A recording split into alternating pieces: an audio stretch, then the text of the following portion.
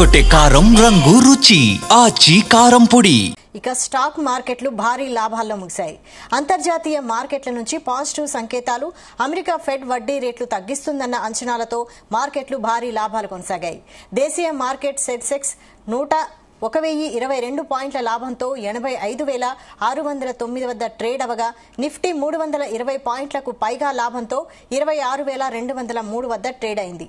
JSW Steel, Tata Motors, PV, Adani Ports, Tata Steel, Trent, Coal India, JioFin ప్రధాన లాభాలను ఆర్జించిన వాటిలో ఉన్నాయి.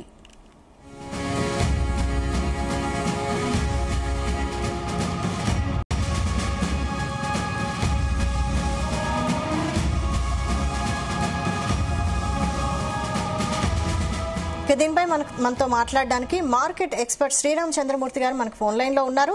నమస్తే అండి. నమస్తే అండి శ్రీరామ్ చంద్రమూర్తి గారు. ఈ రోజు మార్కెట్లు భారీ లాభాల్లో నియర్ ఆల్ టైమ్ హై దగ్గరగా రీచ్ అయ్యాయని అనుకోవచ్చా? అవునండి, ఆల్ టైమ్ హై వచ్చాయి. ఎప్పటి నుంచి ఎదురు చూస్తున్నాం. సో లాస్ట్ మంత్ రావాల్సింది. లాస్ట్ 2 టైమ్స్ కూడా ఆల్ టైమ్ హై దాకా వచ్చి ఇదే డౌన్ అయితే, బట్ అంటే ఉక్రెయిన్ వార్ దాని బదులుగా అలాగే మన రేట్ కట్ లేకపోతే ట్రంప్ గారు ఏమైనా టారిఫ్ ఇవన్నీ మీద చాలా పాజిటివ్ అయితే, ఇంటర్నేషనల్ పాజిటివ్ ఉంది. మనకైతే ఈ 26 కంఫర్ట్ తోటి అయితే దాదాపు 1.5% పెరిగితే, అలాగే బ్యాంక్ స్టాక్ గా సపోర్ట్ చేసే రిలయన్స్ అంటే తర్వాత మేజర్ స్టాక్ కూడా పాజిటివ్ అన్నమాట. దాదాపు నిఫ్టీ టాప్ అన్ని కూడా 3% పెరిగాయి. సో దానివల్ల మేజర్ గా పెరిగాయండి. అంటే మరి ఇదే హైప్ కొనసాగుతుందా? రేపు మార్కెట్లు ఎలా ఉండబోతున్నాయి? రేపు ఇంత భారీ ర్యాలీ రాకపోయినా బట్ మార్కెట్స్ అయితే చాలా పాజిటివ్ గా మొమెంటం అయితే మెయింటైన్ చేస్తాయి. మేజర్ గా ఏంటంటే మిడ్ క్యాప్, స్మాల్ క్యాప్ గత 2 నెలల నుంచి 100% చేస్తాయి. వాటి మంచి మొత్తం అయితే వస్తుంది. సో 4% అన్ని కూడా కొంచెం పాజిటివ్ గా వచ్చే ఛాన్సెస్ ఉన్నాయి. సో చాలా వరకు బిగ్ క్యాప్ స్టార్ట్ అవుతుంది, లార్జ్ క్యాప్ కాబట్టి. సో రేపు చూసుకుంటే ఐటీ కూడా 10% ఇంపోజిట్ కానీ ఈసీఎస్ కానీ ఎక్స్పాండర్ అందుకు కూడా యాక్టివిటీ ఛాన్సెస్ ఉన్నాయి. అలాగే పార్ట్ చూసుకుంటే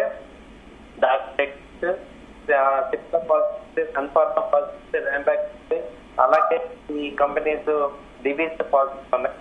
ఆటోమొబైల్ బడ్జెట్ పాజిటివ్ వస్తుంది. అలాగే స్మార్ట్ కూడా M&F స్టార్ట్ మార్క్ కూడా. సో ఇది ఉన్నాయి. అలాగే స్టాక్ కూడా ఎవరు ఉన్నాయి. తర్వాత ఇండస్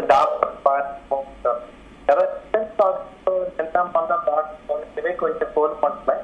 అలాగే హార్ట్ బాగా కరెక్ట్ అది వాళ్ళకి పాజిటివ్ వచ్చింది. అలాగే బడ్జెట్ బీడిఎల్ కానీ చెప్పు ఇవన్నీ కూడా మన రికవరీలో రేపు కూడా ఈ పాజిటివ్ మొత్తం అయితే కంటిన్యూ అయ్యే ఛాన్సెస్ ఉంటాయి. ఈవెన్ ఈ 26,100 నిఫ్టీ అనేది కంఫర్ట్ గా ఈ వీక్ లోనే బ్రేక్ అయ్యే ఛాన్స్ కూడా. అయితే బంగారం, వెండి ధరలు ఇవాళ కూడా పెరిగాయి. మరి ఇన్వెస్టర్లకు మీరు ఎలాంటి సూచనలు ఇస్తారు? జనరల్ గా మేడం ఇది గోల్డ్, సిల్వర్ అనేవి మార్కెట్ పెరిగితే యాంటీగా ఉంటాయి. కానీ ఇక్కడ ఏంటంటే గోల్డ్, సిల్వర్ కూడా పెరుగుతున్నాయి. సో ఇంటర్నేషనల్ $4,200 వచ్చింది. సో అక్కడ చూస్తే ఇప్పుడు పీస్ స్టాక్స్ కానీ లేకపోతే అమెరికా షట్ డౌన్ నార్మల్ కానీ ఇవన్నీ పాజిటివ్ ఫ్యాక్టర్స్ వల్ల గోల్డ్, సిల్వర్ తగ్గాలి. కానీ ఇక్కడ ఏం జరుగుతుందంటే ఇప్పుడు ట్రెండ్ రీసెంట్ గా ఈ సెంట్రల్ బ్యాంక్ కూడా కంటిన్యూగా బయట జరుగుతున్నాయి.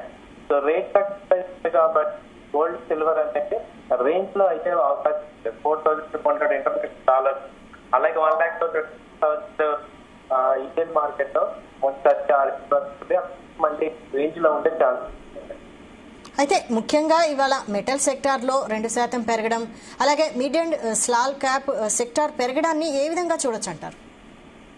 యాక్చువల్ గా మిడ్ అండ్ మెటల్ సెక్టర్ అందుకోవడం అనేది ట్రెండ్ రివర్స్ అనేది కన్ఫర్మేషన్ ఇస్తుందండి. అంటే ఇప్పుడు ఎక్కువగా సెక్టర్ దీనివల్ల సెక్టర్ కన్స్ట్రక్షన్ ఎక్విప్మెంట్స్ అన్ని వస్తాయి. అలాగే కొంత లాస్ట్ 1 వీక్ నుంచి కూడా ఈ రియాలిటీ సెక్టర్ డౌన్ ఉంది. అవన్నీ కూడా ఇప్పుడు పాజిటివ్ అయ్యే ఛాన్సెస్ ఉన్నాయి. ఎందుకంటే రియాలిటీ మేజర్ గా రియాలిటీ స్ట్రాంగ్ ఉంటేనే మెటల్ కానీ, ఈ సిమెంట్ సెక్టర్ కానీ, ఈ యొక్క పెయింట్ సెక్టర్ అన్ని కూడా యాన్సిలరీ సెక్టర్స్ అన్ని గ్రో అవుతాయి. ఇప్పుడు రియాలిటీ ఏంటంటే మేజర్ గా మొదట ఈ ఏ జాబ్ వస్తాయని చెప్పేసి కొంత నిరాశ ఉంది. అప్పుడు ఏమవుతుంది కొంచెం పాజిటివ్ మేజర్ గా మెట్రో సిటీస్ కూడా పార్టీస్ జరుగుతున్నాయి. సో మేజర్ రియాలిటీ కంపెనీకి కూడా అడ్వాన్స్ వచ్చి మంచి కన్స్ట్రక్షన్ కాబట్టి మీనింగ్ మనకంటే ఈ యొక్క మెటల్ సెక్టర్స్ తర్వాత ఈ కన్స్ట్రక్షన్ సెక్టర్ అంతా కూడా పెరుగుతుంది సార్. అలాగే మేజర్ గా రోడ్స్ అండ్ ఈ తర్వాత బ్రిడ్జెస్ ఇవన్నీ ఎక్కువగా మీద ఫోకస్ చేస్తారు. కాబట్టి సిమెంట్ సెక్టర్స్ బాగా లోలో ఉన్నాయి, మెటల్ లోలో ఉండే రికవర్ అవుతున్నాయి. ఓకే అండి, థ్యాంక్ యూ శ్రీరామ్ చంద్రమూర్తి గారు.